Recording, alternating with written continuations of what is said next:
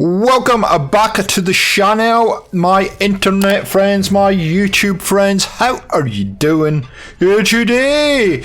And recently I participated in the First Descendant open beta, and what I thought I would do is giving you my honest feedback on the game, and that's what we're going to do today. So sit back, relax, grab a drink, and I'll walk you through my honest opinion. Let's do it. So the First Descendant is described as a third-person looter shooter powered by an Unreal Engine 5 and brought to you by Descendants, which is, I believe, a South Korean developer, and I think the First Descendants probably one of their first major projects that they've put out in the gaming universe. So that's all very, very exciting. Now, what I want you to keep in mind through any of this while we're talking about it is the fact that this was an open beta, and the word is beta, and I'm hoping to heck that this is a true beta that that we're talking about, and not one of those fake ones which is just put out as a marketing tool before the game launches, because this game has got a long way to go, I think, in my estimations, and we'll talk about that in a fair bit of detail today. But I've got to say, it was a lot. I had a lot of fun with it. I had a heck of a lot of fun. I've played solo, I played co-op with Mikey, and we both had a lot of fun. Now, if you're looking for something to compare this game to, you've got to think of Destiny, Anthem kind of genre. It's almost a Destiny clone, I'm going to say that right up front, and you'll see with some of the footage that we're rolling just why I say that. In fact, I went back to Destiny 1 the other day and looked at the map, and it's almost identical to this game. So I've got lots and lots of notes to go through to give you an honest opinion. The other side of the thing is I will be rolling out more and more content on this game in the coming weeks, just so you can get a feel for yourself. You can watch some more footage which I'll roll out and make a kind of balanced view on this. But yeah, first up, like I said, this is a fun game. I had a lot of fun. The gunplay is really fun in this game. It looks absolutely stunning. Absolutely amazing. As you're probably seeing by the footage, it has a really good vibe and look about it. And I think I said in my first impressions video, I got lots of different vibes from different games in here. Some Outriders, some Doom, some Halo. Definitely heavily a Destiny vibe about it. A little bit of Anthem, etc, etc. So it's sort of in that realm of games, and if you like those type of games, I think you will like this one. It has quite a few shortcomings about it right now, but again, as I'll keep saying, this is a beta, and usually when they're at an open beta stage, they're fairly well progressed in their development, and I think this game is pretty well progressed in its development, but at the same time there are some huge holes in it, and we're going to talk about a lot of those today. So as far as the weapons go, and I said the gunplay is fun, but the weapons that they give you are a lot of fun too, and there's a lot of different varieties of weapons, what you would normally expect from this type of game.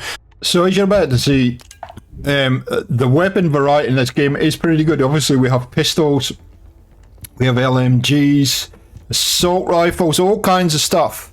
What's that? Tactical rifles, snipers, you name it. Shotguns, there's submachine guns, there's a gun for everybody in this game. And let me tell you, getting access to weapons and loot is not going to be a problem. In fact, I think the access to loot is probably, it needs a little bit of balancing, because you get an absolute crap ton of loot, and I would liken it to Borderlands to a large degree. The level of loot that you get in this game, it is just insane. Nice thing about this game is you get free loot as well. Look at this. You have a mailbox. I'm sure if you've played Destiny before, this wouldn't be foreign to you, but pretty much every day I've got something free just for logging in and playing the game, and you can see all my emails there, and I've deleted a ton of emails as well. In fact, I'm going to delete these as well. So yeah, loot is not going to be a problem in this game. Getting a gun which is fun to play around with is not going to be a problem. However, I do have a little bit of a concern in that regard, and that is around whether we've actually got the best weapons, which sometimes happens in a beta, whether they've actually given us the best weapons to play around with, given that it is an open beta testing scenario. So at the start of the game, you're given 3 Descendants to choose from that have varying levels of skills that you can utilise during your playthrough. Now, pretty much these 3 Descendants that we were given access to at the start of the game, they don't really have too much of a difference in the fact of what their kind of strengths and weaknesses are. The only differentiator is really the abilities that they have and how those abilities work. Their strength in kind of attack and defence and everything are pretty similar. So one of the things about these abilities that sort of needs a lot of work is that once you earn them, and you can earn them pretty quickly by leveling up, and leveling up is not that difficult in this game, at least not in the beta. Once you have those abilities in place, nothing changes with them for the rest of the game. They don't get stronger, they don't get weaker, nothing happens with them, and I think that's something that the developers maybe need to give some careful thought to about how those abilities work and whether they want to scale. I'm not sure if the abilities scale with the enemies, whether the enemies get harder. They don't feel as though they get any harder, so I guess having the abilities the same is okay. But it does get a little bit boring, I guess, is the right word, that you're just not seeing any kind of progress with your abilities. So maybe a skill tree or something could be built in. Does that mean the abilities are not fun? Absolutely not. The abilities are a huge amount of fun. In fact, they're necessary to get through a lot of the various levels in the game in different game modes. You're seeing one here. They're absolutely necessary, otherwise you're going to go down real quick. But I just think there needs to be a little bit of work put into the abilities, or a little bit more thought about. I think they need to think about how the abilities are going to work in-game long term.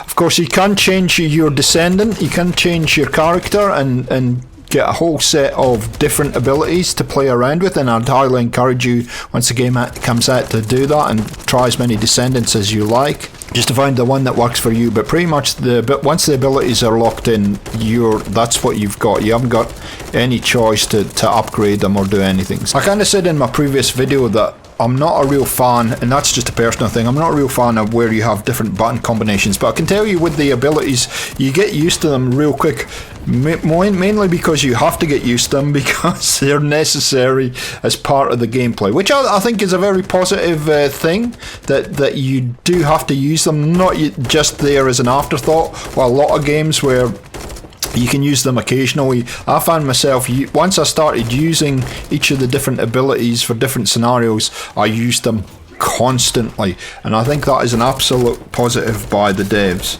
Okay, so we're going to go and talk about some of the improvements that are needed in the game, and some of the holes I think that are in this game at the moment for me, because I think it is pretty underdone at this point. It needs, in several areas, it needs a lot of work and a lot of focus if they want to make this a top tier game. As the game sits right now, it's fun, it's good, but I think if they want long-term playability and long-term community for this game, then there are some definite holes that need to be filled. The first and most obvious one that I'm going to say is, when I started this game, I was instantly sucked in and immersed with the footage that you're seeing now. It was fantastic. It really got me into the game. But then once you get to Albion and you start playing through the missions, the storyline just seems to disappear or ceases to have any relevance to what you're doing, because a lot of the missions just feel as though you're just grinding through mission by mission by mission, and there's no real connection, or there's a very loose connection to the storyline. Now, that's okay. if you're not heavily into games that have a very strong storyline and you're just in it for the gunplay and you know, that type of stuff, and just having a fun with your friends and stuff like that, then it's not a huge deal. For you guys, and I know there's a lot of you in my community that love games that balance that kind of strong storyline, suck you in, immerse you, and then add missions in that link in with the storyline, then I think this might be a little bit disappointing for you, because it just I just didn't quite get the connection at times between the storyline and some of the NPCs I was talking to versus what I was having to go and do, and that really concerns me. I think there needs a lot of work being put into that, and I don't think that's going to happen. I think they're fairly well progressed with the structure that they want to have for this game. And so I think the way that they have molded it between kind of a storyline versus the missions and the gameplay is what we're going to get. And I think that's a little bit disappointing for me personally. The NPCs in this game lack a little bit of character, I've got to say. They all feel very generic, and I've got to say some of the missions that you run just feel very generic as well. Yeah, they don't offer a huge amount of personality, the NPCs. They all have a very unique look about them, the different NPCs, I've got to say, and I like the look of this game, but you know, this game is going to be heavily compared to Destiny, and I think they fall short in a lot of the dialect and a lot of the different characters that you come up against. And yeah, I think that is a huge issue. I don't think there's the quality that there needs to be in the NPC, in the acting, in the voice acting, etc., to keep you interested, if that's what you're looking for. As far as navigating your way around and from mission to mission, pretty simple to do, but I've got to say it gets confusing. There'll be active quests that you're doing, and it's really not clear sometimes where you've got to go, who you've got to speak to. There's been a few times when I've got to speak to people in Albion, which is the main staging area, and even though I'm in Albion, there's no markers, no indicator that I need to do that, and that gets a little bit confusing at times. You have a world map, and then you have various areas, and within those parts of the map there are a number of sections of that particular area, and there's different missions to run. I don't think there's enough missions per section of the map, to be honest. I think it needs to be more concise, and there needs to be much more missions, because you spend a lot of time just running around in empty space from mission to mission, and when the markers, it's not clear what marker you've got to go to next. It can get a little bit confusing about what you're supposed to be doing, and so you have to bring up the map again and have a look at it. A lot of work needs to be done there to be very clear what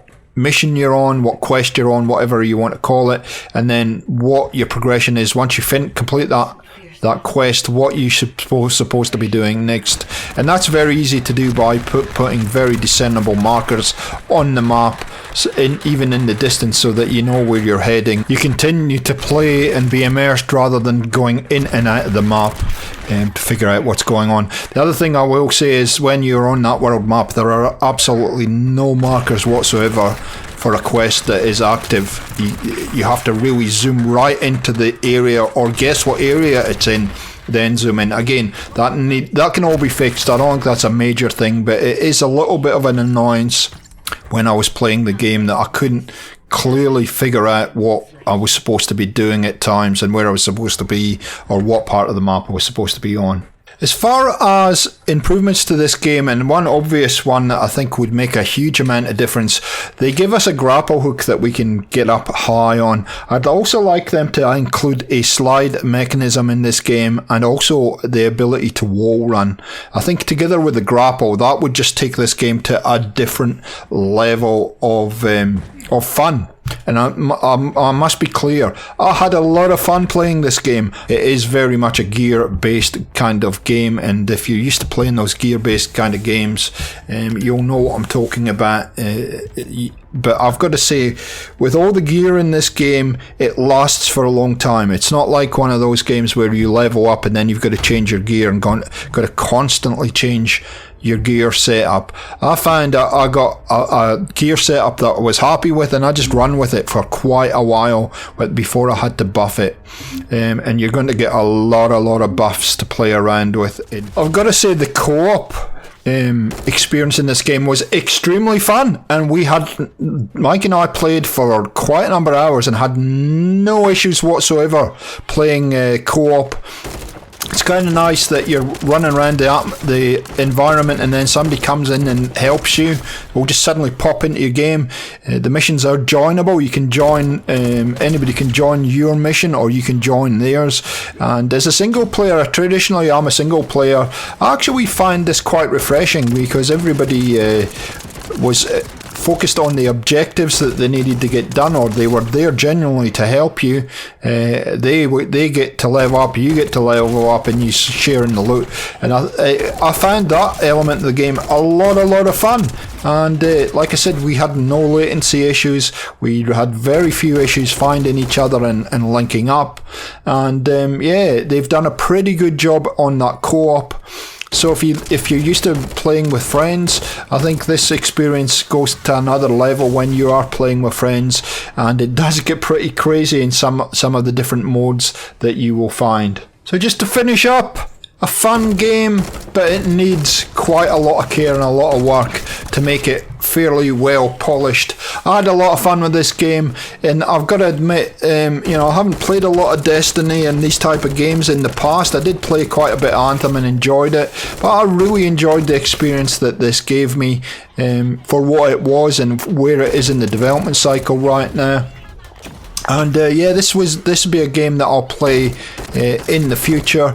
Like Mikey said to me, and I tend to agree with him, it's maybe not one that I would continually play, but it's kind of fun to get into it and just relax and have a lot of fun with your friends. And yeah, just shoot some enemies and complete some missions, open up characters and all the rest of it. So highly recommend it, guys. If this is your kind of genre and this type of game, I think you are going to love it once it releases.